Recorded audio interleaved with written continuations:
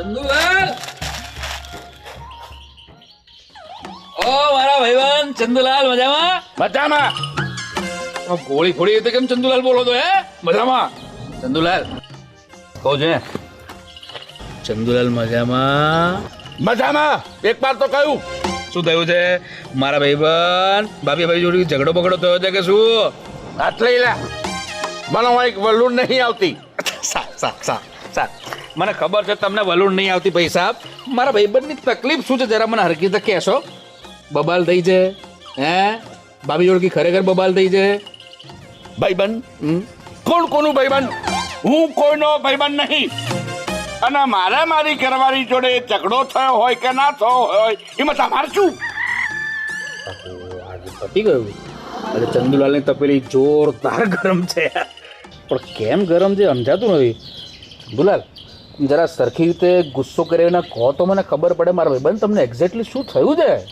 સરખી રીતે કોને પૈસા તમે આટલા ગુસ્સે કેમ છો આજે? હે મારે તમને કોઈ વાત નહીં કરવી. કોઈનું ભાઈબંધ નહીં. અને ભાઈબંધની વાત કરો છો ને? તો હું એમ કહું છું કે ભાઈબંધ આવા હોય. તે આવા ના હોય કેવા હોય પૈસા? હે ભાઈબંધ આવા ના હોય? હા ચલો કહો. બધો ગુસ્સો છે ને આખો કરીને થૂકી મારો. હેડ ચલો કહો. શાબાશ. હવે મારા ભાઈબંધ કરા. હવે ચલો ફોડ પાડીને કહો તો એક્ઝેક્ટલી શું થયું છે? હું તમને એમ કહું છું કે આખા ગામના ખેડૂતોને ભેગા કરીને ચોરા પર તમે વાત કરી હારી અને આ ચંદુભાઈમાં શું કોટા ને? અને હું એમ કહું છું કે આ ચંદુલાલ 2 પૈસા કમાય, હું હારી ખેતી કરું, 2 પૈસા કમાઉં, 2 પોદડે થવું, એ તો તમને ગમતું જ નહીં. અને પાછા ભાઈબંધ. ચંદુલાલ ભાઈબંધ થઈને આવા ખોટા આક્ષેપ નહીં કરવાના મારા ભાઈબંધ. આ ખોટી વાત છે. આજ સુધી એવી કઈ વાત છે તમારા લાભની મેં તમને ના કરી હોય? અને મને તમારી બધી વાત સમજાઈ ગઈ ભાઈ સાહેબ. તમે વન વિભાગના લાભની વાત કરો છો ને, તો એના લાભની કઈ વાત એવી છે જે મેં તમને ના કરી હોય અને તમને લાભ ના થયો હોય? સાચું બોલી જાઓ ચલો. આખા ગામના ખેડૂતોને ખબર પડે, બધાને જાણકારી મળે, અને પછી છેલ્લે વાત છે ને વાસુ ઉતરાની જેમ મારી જોડે આવે છે. સારું કહેવાય. આજે ખરેખર બહુ મોટી બબાલ છે બાપા. ચંદુલાલને ખબર નહીં શું થઈ ગયું. ચંદુલાલ મારો ભાઈબંધ, તમને 100% બાપુ મારા વિશે કોઈએ ઊંધું છત્તું ચડાયું છે. સાચું બોલો ચલો કહો. કોણે કીધું છે આવું બધું? ઊંધું તત્તું કોઈએ મારા પર નહીં સમજાયું મને. અને જો કહી દઉં છું, હા આજ માદા સતકલી આહે. શું થયું છે? આદા માદા સતકલી આહે. શું દોત કરો છો? આ મરાઠીમાં છે. સમજાયું પણ બધું સમજાયું, પણ તમારું મોઢું મીઠું બહુ લાગે છે. એક વાર ફરતી બોલો ને. આદા માદા સતકલી આહે. એ તો મને સમજાઈ ગયું બાપુ કે તમારી તપેલી આજે ગરમ આહે, સટકલી આહે, પણ તપેલી કેમ ગરમ આહે, કેમ મારા પર ગુસ્સે આહે, એ મને નહીં સમજાવવા આહે. ચંદુલાલ ટાઢા થઈને શાંતિથી મને સમજાવ બાપુ, શું પ્રોબ્લેમ છે? ડૂબ્યા માલ્યા. શું શું શું કીધું? ડૂબ્યા માલ્યા. આવું કઈ છે જ નહીં. શું દોત કરો છો? શું દોત કરો છો? ડૂબ્યા માલ્યા, ડૂબ્યા માલ્યા. અરે ભાઈ સાહેબ શું ડૂબ્યા માલ્યા? આ માલ્યા તો ડૂબ્યા જ છે, બરાબર છે. ઓ ભગવાન, એ મારા ભાઈબંધ. હા એક કામ કરો વાલા, ઊભા થાઓ, તમને બધું સમજાવું છું. આપણે ત્યાં જઈને હિચકેજીને શાંતિથી ઝૂલતા વાતો કરીએ, ઠીક છે? એટલે ત્યાં બધું સમજાશે? તમને ત્યાં જ સમજાશે. ચલો. ઓ મારા ચંદુલાલ, મારા ભાઈબંધ, હવે મને સમજાઈ ગયું કે તમારી તપેલી કેમ ગરમ થઈ છે. પણ ચંદુલાલ તમે જે બોલો છો ને શબ્દ ખોટો છે, આવું કંઈ છે જ નહીં. કેમ? ગઈકાલે તમે આખા ગામના ખેડૂતોને ભેગા કરી ડૂબ્યા માલ્યાની ખેતી વિશે વાત નહોતા કરતા? અરે એટલા જ મળે તો તમને સમજાવવા અત્યારે આવ્યો છું સવારના પોરમાં. ભાઈ ગઈકાલે શું છે, મારું મોડું થઈ ગયું હતું. રાત્રે તમને ખોટા હેરાન કરવા, એના બદલે મને એમ થયું કે સવારે શાંતિથી મળી લઈશ એમ. એટલે અમારે ડૂબ્યા માલ્યાની ખેતી કરવાની જ નહીં. મને જ ના કીધું. ભાઈ સાહેબ મારી ભૂલ થઈ ગઈ. તમે જે સજા આપો એ મને મંજૂર છે મારા ભાઈબંધ, ઠીક છે? સજા તો મિલેગી, બરોબર કી મિલેગી. ઓકે. અને એ સજા રૂપે તમારા મને આ ડૂબ્યા માલ્યા છે ને એની સંપૂર્ણ માહિતી આપવી પડશે અને મને સમજાવવું પડશે. બોલો સર મંજૂર? મંજૂર મારા ભાઈબંધ, બધું મંજૂર. પણ સૌથી પહેલા ચંદુલાલ તમે એક વસ્તુ પોતે સાંભળી લો. તમે જે આ નામ બોલો છો ને, ખરેખરમાં આવું કોઈ વૃક્ષ છે જ નહીં. એટલે હા, એટલે એમ કે એનું સાચું નામ છે મિલિયા ડુબિયા. બોલો તો, મિલિયા ડુબિયા. ફરી બોલો તો. મિલિયા ડુબિયા. હા, એને ગુજરાતીમાં કહેવાય મલબાર લીમડો. અરે ભાઈ, લીમડા વિશે તો બહુ જાણ્યું છે ને માનીએ છે, પણ આ વાળી નવો લીમડો. અરે ભાઈ, આપણા ઘરમાં અને આપણા ખેતરમાં લીમડો હોય છે એ તો જાણ્યું તું, પણ આ મલબાર લીમડો વાળી નવું છે, એ શું? નવું છે ને, તો હું તમને સમજાવું છું. બધું ધ્યાનથી સાંભળજો કે મલબાર લીમડો શું છે, એને કોને કહેવાય અને એના લાભ શું છે. અને દર્શક મિત્રો, મારા મિત્રની સાથે સાથે તમે લોકોએ ધ્યાનથી સાંભળજો. ખેડૂત મિત્રો, આજના પરિવર્તન યુગમાં કૃષિ ઉદ્યોગમાં શ્રમિકોની અછત જણાય છે. ખેતીમાં સમયસર કામ કરાવી શકાતું ન હોય, આવકમાં અનિશ્ચિતતા તેમજ મોંઘા બિયારણ તથા ખાતરની સામે વળતર ન મળવાથી ખેડૂતો ચિંતામાં ડૂબી જાય છે. તો હવે તે માટે ખૂબ જ ટૂંકા સમયમાં ઓછી મજૂરી દ્વારા માત્ર 6 થી 8 વર્ષમાં નિશ્ચિત એક સામટી આવક આપતી મલબાર નીમ ખેતી અપનાવી વાર્ષિક વીઘા દીઠ 1 લાખ કમાઓ. ચંદુલાલ, ખ્યાલ આવ્યો? ઓહો હો હો હો હો હો હો, લે આ તો અમારા જેવા ખેડૂત માટે બહુ લાભની વાત છે. તો અલ્યા ભાઈ, મને તો એવું થાય છે કે હું ક્યારે મલબાર લીમડાની ખેતી કરું અને મારી ને મારી ઘરવાળીનું જીવન ધોરણ ઊંચું લઈ જાઉં. ક્યાં વાત હે ચંદુલાલ. મતલબ વૃક્ષ વાવો, પર્યાવરણ બચાવો અને સાથે સાથે અઢળક નાણાં કમાઓ. પણ ભાઈબંધ, ચિંતન ભાઈબંધ, હું એમ કહું છું કે મલબાર લીમડાની ખેતીના લાભ વિશે તો જણાવો. મારા ચંદુલાલ ભારે હસી ને કઈ તો સંભળાઈ દઉં ત્યારે બધા લાભ જણાવી દઉં. ખેડૂત મિત્રો, તમે સાંભળી લેજો આના લાભની વાત. અને હોભરો લ્યા, બરોબર હોભરજો. મને એકલા લાભ થાય એ કોમનું નહીં, બધાને લાભ થવો જોઈએ, એટલે તમે જ જોનથી હોભરજો. મલબાર લીમડો 6 થી 8 વર્ષે તૈયાર થઈ જાય છે. મલબાર લીમડો 30 થી 60 ફૂટ ઊંચો થાય છે. મલબાર લીમડો 3 થી 6 ફૂટ જાડાઈ ધરાવે છે. મલબાર લીમડો દર 7 વર્ષે કટ કરી શકાય છે. મલબાર લીમડો 50 વર્ષ સુધી એક જ રોપા દ્વારા કટિંગ થાય છે. મલબાર લીમડો પર્યાવરણનું શુદ્ધિકરણ કરે છે, પ્રદૂષણ ઘટાડે છે. 1 વીઘામાં 10 બાય 10 બરાબર 240 રોપાનું વાવેતર થાય છે. મલબાર લીમડો કોઈ પણ જાનવર ખાઈ શકતું નથી કે બગાડી શકતું નથી. મલબાર લીમડો ઉધઈનો સંપૂર્ણ નાશ કરે છે. મલબાર લીમડાના 2 વૃક્ષ વચ્ચે કોઈ પણ પ્રકારની ખેતી તથા શાકભાજી થઈ શકે છે. મલબાર લીમડાના 7 વર્ષે એક ઝાડની કિંમત ₹5,000 થી ₹7,000 ઉપજે છે. મલબાર લીમડાનું લાકડું એક્સપોર્ટ થાય છે તથા કિંમતી ફર્નિચર તૈયાર થાય છે. મલબાર લીમડાને 2 ફૂટ ઊંડો 1 ફૂટ પહોળો ખાડો ખોદી છાણિયું ખાતર નાખી રોપવામાં આવે છે.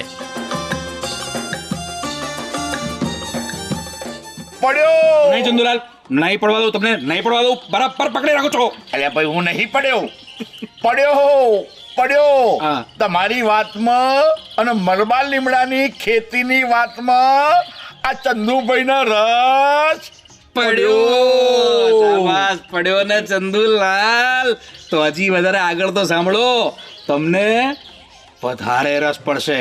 જુઓ, ये वृक्ष એવા છે કે જે દુનિયાના સૌથી ઝડપથી વધતા વૃક્ષ છે.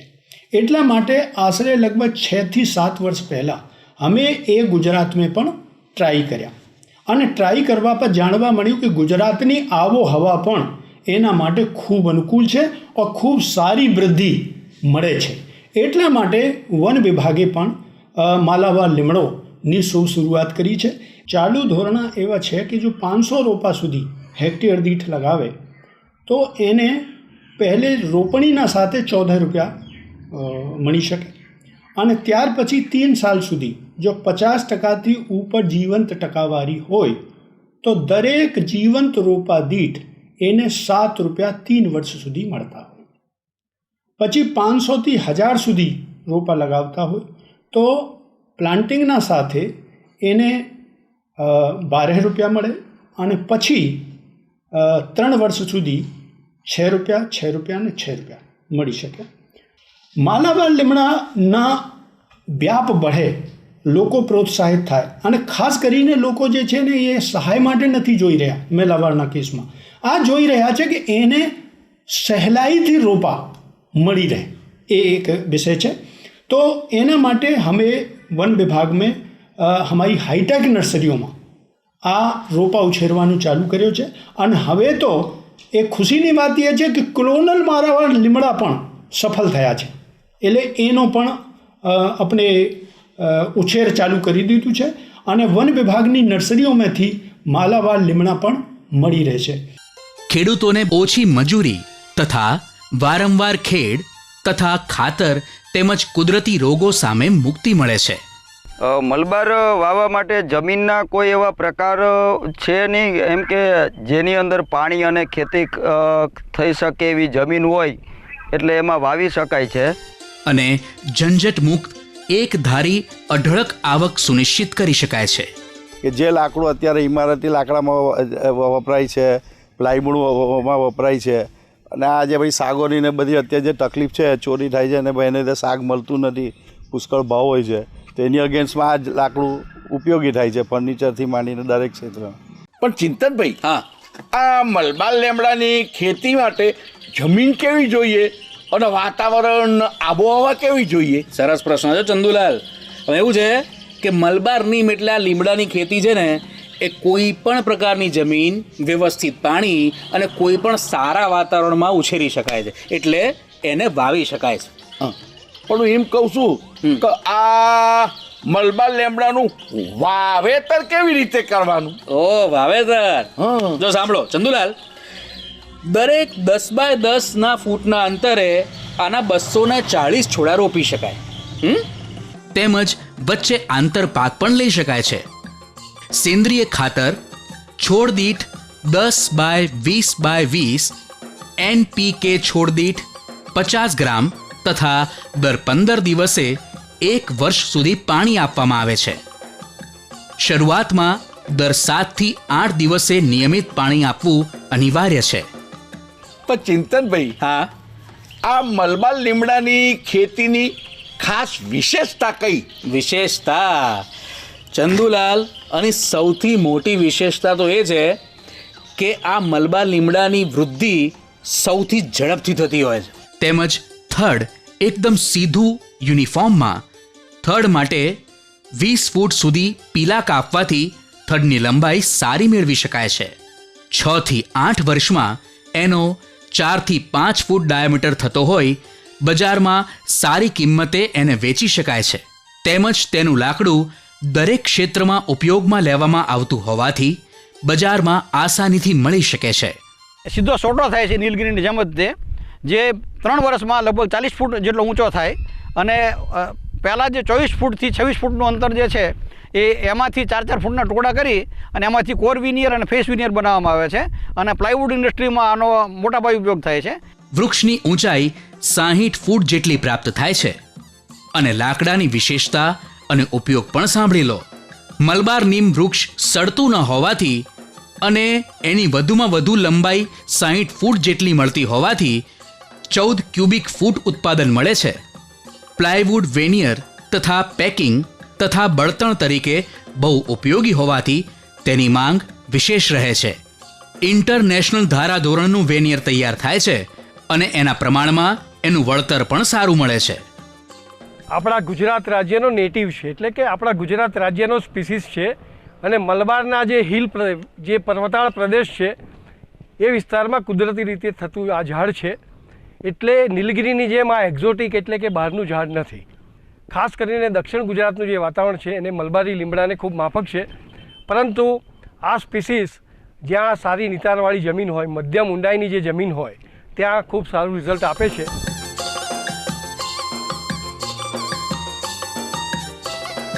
મેલિયાદુબિયા એ છે મેલિયાસી ફેમિલીનું જ એક વૃક્ષ છે અને એનામાં એન્ટી ટર્માઇટ છે, એટલે આ મેલિયાદુબિયામાંથી કોઈ પણ જાતની ઉધે લાગતી નથી એને. ચિંતનભાઈ, બોલો. હવે મૂળ મુદ્દાની વાત કરો. તો બોલો ને, પૂછો. આ મલબાર લીમડાની ખેતીથી લાભ કેટલો થાય? કાવડિયા રોકડા કેટલા મળે? નફો કેટલો થાય? હવે મૂળ મુદ્દાની વાત તમે પૂછવાની કીધી હે ને, તો કહી દઈએ ત્યારે. સાંભળી લો. મલબાર નીમ વજનથી 120 મણના ભાવે અંદાજિત 5 થી 7 હજાર રૂપિયા થડ દીઠની વેચાણ આવક મળી શકે છે. અલ્યા ચિંતનભાઈ, વાહ.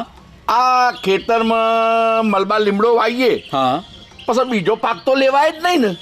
બાપુ તો પાક્કા ખેડૂત છો ચંદુલાલ. પણ આવું જરાય નથી ભાઈ સાહેબ, આવું જરાય નથી. એવું નહીં થાય. તમે સાંભળી લો બરાબર, પૂરેપૂરી મુદ્દાની વાત સાંભળી લો. ખેડૂત મિત્રો, તમે જાણી લો. મલબાર નીમની સિઝન પ્રમાણે કયા આંતરપાક લેવા તેનું યોગ્ય માર્ગદર્શન વન વિભાગ દ્વારા તમને આસાનીથી મળી રહેશે. કે હળદરનો પાક લઈ શકે છે ખેડૂત. ધાણા, લીલા કોથમીર જે ઉનાળાની અંદર 800થી 1000 રૂપિયા 20 કિલોનો ભાવ આવે છે, આ જ ખેતરની અંદર પ્રેઝન્ટ મેં ગયા વર્ષે કરેલા, તો અહીં 1.5 લાખના 1 એકરની અંદર 1.5 લાખના ધાણા આપણે અહીં આગળ પકવી અને માર્કેટમાં કરેલા છે.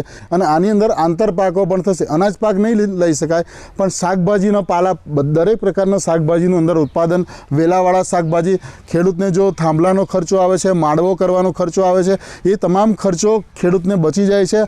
આ વૃક્ષો કરવાથી થાંભલે થાંભલે રબરની રીંગો મારવામાં આવે છે. સાયકલની રબરની ટ્યુબોનો ઉપયોગ કરીએ છીએ અમે, અને એની પર વેલાવાળા શાકભાજી ચડાવી અને ખેડૂતને સારામાં સારું ઉત્પાદન લઈ શકે છે. વન વિભાગ માટે તો એ લોકોને જ્યારે એવું કાંઈ અમારે પ્રશ્ન હોય અને બોલાવીએ ત્યારે એ લોકો વિઝિટ કરે છે અને એની સલાહ પણ આપે છે અને માર્ગદર્શન પણ પૂરું પાડે છે. અને ગમે ત્યારે એ લોકોને કહીએ છીએ કે આવું અમારે કંઈક ફરિયાદ છે કે મૂળનો રોગ છે, તો એ લોકો અહીંયા આવી અને અમને સલાહ આપે છે. આવક 100% કરમુક્ત છે, પરંતુ 7/12માં નોંધણી જરૂર કરાવો. કોઈ પણ ખાનગી વેપારી વેચાણ કરી શકે છે. વખતો વખત 6 થી 8 વર્ષના અંતરે કાપણી કરીને આવક એક સામટી મેળવી શકાય છે અને 50 વર્ષ સુધી કટિંગ આપે છે. તો પ્રેક્ષક મિત્રો, મલબાર નીમ વાવો અને વર્ષે સરેરાશ 1 લાખની આવક પ્રાપ્ત કરો. 6 માસ પછી સતત માવજતની જરૂરિયાત ન રહેતી હોવાથી અન્ય વ્યવસાયિક કાર્યો પણ તમે કરી શકો છો. પર્યાવરણ બચાવી પૃથ્વીને સ્વર્ગ બનાવી શકો છો. હવામાંથી કાર્બન શોષી એ આપણને ઓક્સિજન આપે છે, એ ન ભૂલશો. મજૂરોની વારંવાર જરૂરિયાત પડતી ન હોવાથી ટેન્શન મુક્ત ખેતી કરી શકાય છે. એના 6 થી 7 કટિંગ લઈ શકાતા હોય વારંવાર ખેડનો ખર્ચ બચાવી શકાય છે. એક સામટી આવકના કારણે આર્થિક સમસ્યા નિવારી શકાય છે. બળતણ તરીકે દર 2 વર્ષે કાપણી કરી શકાય છે અને 50 વર્ષ સુધી થડને ફૂટ આવે છે. એક સરખી રીતે સીધા અને ઝડપથી વધે છે. મલબાર લીમડો ઘેરો લીલો અને છત્રી આકારે વધે છે. દેખાવે સુંદર લાગે છે. 6 મહિનામાં સારું પાણી મળવાથી 10 થી 12 ફૂટ ઊંચાઈ પ્રાપ્ત કરે છે. 1.5 વર્ષ પછી વસંત ઋતુમાં પાનખરમાં નવા પાન આવે છે અને કોઈ પણ જાતનો રોગ લાગતો નથી. ઝડપથી ફૂટી 1 માસમાં નવા પાન આવી જાય છે. ગાય, ભેંસ તથા કોઈ પણ જાનવર એને નુકસાન પહોંચાડતા નથી. ઉધઈ પણ તેના રોપાને નુકસાન પહોંચાડી શકતી નથી. આમાંથી પેસ્ટિસાઇડ પણ બને છે. 6 થી 8 વર્ષે 4 થી 5 ફૂટનો ઘેરાવો પ્રાપ્ત થવાથી એ વેચાણ લાયક થઈ જાય છે. સુરેન્દ્રનગરમાંથી ઉત્સાહી જે ખેડૂત મિત્રો હતા એમનો પ્રેરણા પ્રવાસ મધ્ય ગુજરાતમાં ગોઠવવામાં આવ્યો, જેનાથી ખૂબ પ્રભાવિત થયેલા ખેડૂત